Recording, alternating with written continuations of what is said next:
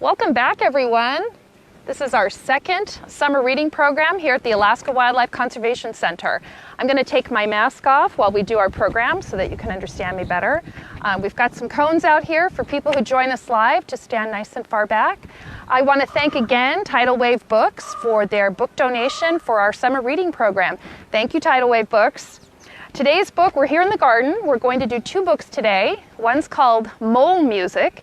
Now, while we don't have actual moles in Alaska, we do have lots of creatures that live underground, like lemmings, marmots, ermine, voles. But this book's called Mole Music. It can be any underground animal. You girls are welcome to join us if you want to sit in those chairs. That would be fine. So we'll begin. Mole Music, written and illustrated by David McPhail. Mole lived all alone underground. He spent his days digging tunnels.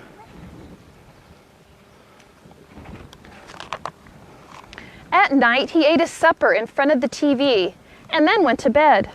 Mole liked his life, but lately he had begun to feel there was something missing.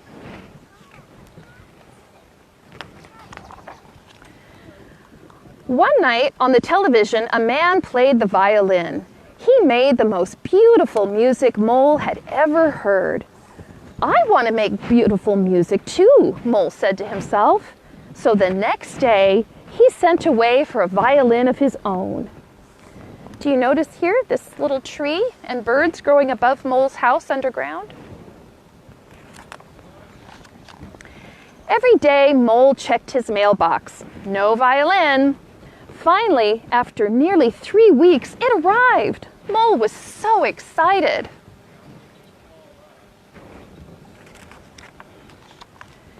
He picked up the violin and drew the bow across the strings. But instead of beautiful music, all he made was a horrible screeching sound. Mole tried again. The violin still screeched, but not quite so horribly. Look, even the birds and the tree thought it was terrible because he's learning something new. He didn't do it very well. Mole kept at it. After about a week, he could play one note, then two, and before a month went by, he could play an entire scale. Mole continued to practice. He learned to put the notes together in a simple song. See, he's just starting slow at something new and learning as he goes. Years went by. Mole got better and better.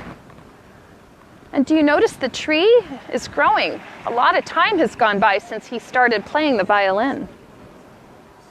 But he keeps at it because it's something he really wants to do. He was happier than he'd ever been. During the day, as he dug tunnels, Mole hummed the music he would play at night. See, Mole's underneath the ground while these people are above the ground.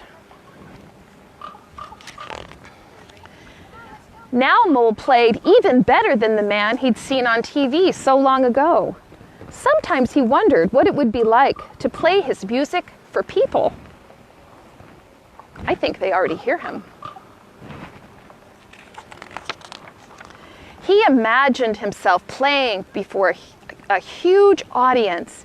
He imagined that he played for presidents and queens. Looks like everybody's listening.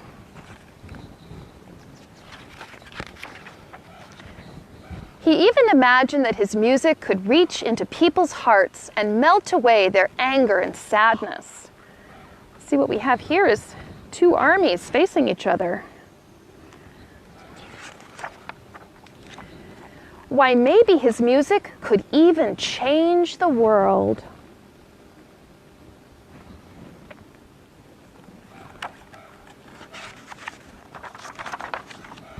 Mole laughed at himself. Look what's happening here. They're throwing down their weapons.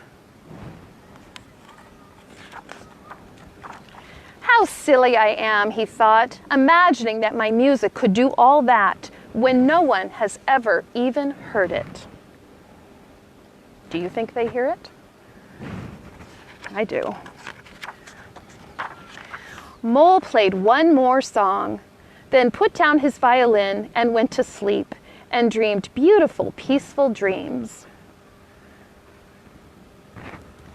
That is Mole Music by David McPhail.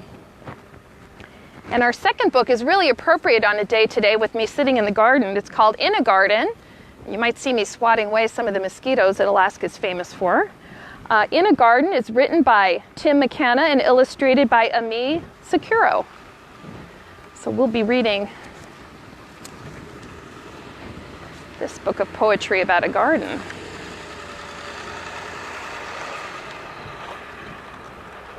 In a garden on a hill, sparrows chirp and crickets trill. See, this is an urban garden. It's in the city. In the earth, a single seed sits beside a millipede. Worms and termites dig and toil, moving through the garden soil. There's all kinds of things happening underground, isn't there?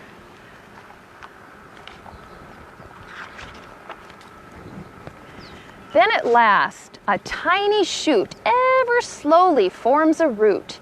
First a seedling, then a sprout, pushing, bursting, up and out. Now that is life force. Have you ever seen a little stem and leaf come up through a hard ground? The force of life is very strong.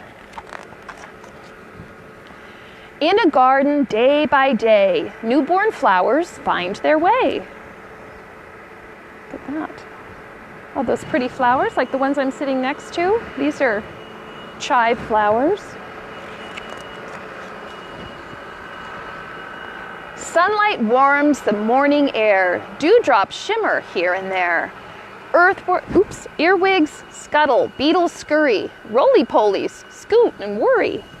Sleepy slugs and garden snails leave behind their silver trails. Frantic teams of busy ants scramble up the stems of plants. Wow, there's bugs everywhere. Some we can see, some we know, some we don't know. In a garden, week by week, little creatures hunt and squeak. See that mother robin? She's bringing a worm to her chicks. There's a butterfly. There's a squirrel up in the tree. All the while, a sprout is growing without anybody knowing. Buds emerge and leaves unfold, braving wind and heat and cold. Stretching, spreading, open wide, just the perfect place to hide. Underneath, it's safe and snug for a lonely ladybug. Did you see the ladybug on that stem? You see a raven up here. We have lots of ravens here at the Wildlife Center.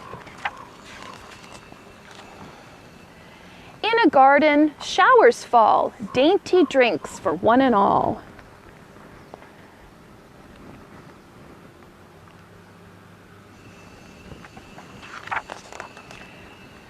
Flower petals bold and bright blossom in the beaming light.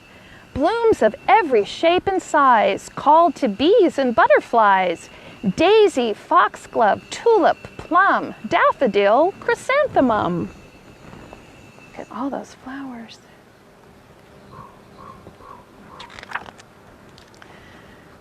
Sips of nectar warm and sweet. Pollen clings to heads and feet. Round and round they buzz and flit. Only pause to rest a bit. The bees, they're pollinating. They get covered in pollen and then go flower to flower, pollinating the different ones.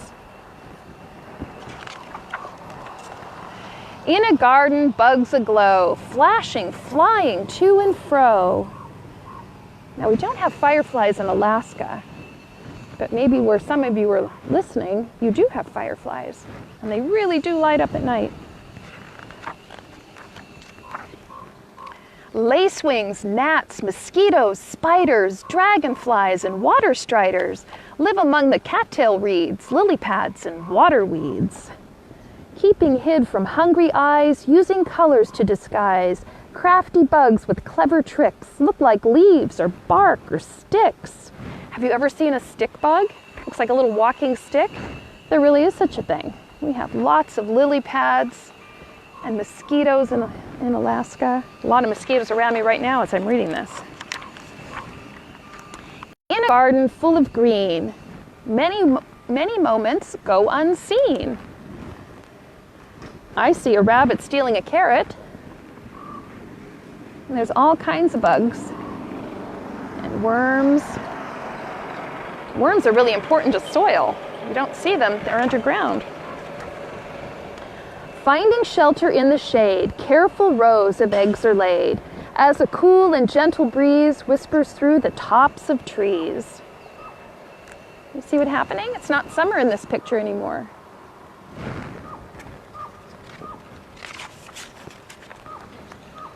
Then a seed slips to the ground, sinking in without a sound.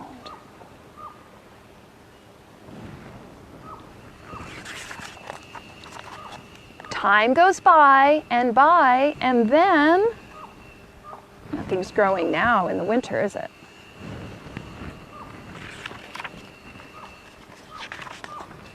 Life returns to start again.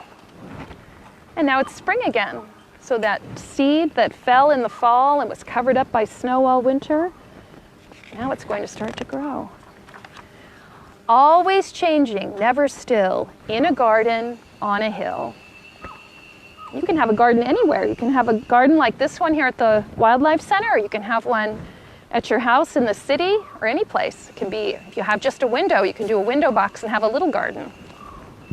So thanks for joining us today for Under the Ground and In the Garden. It was really great to continue our summer reading program. Thank you very much.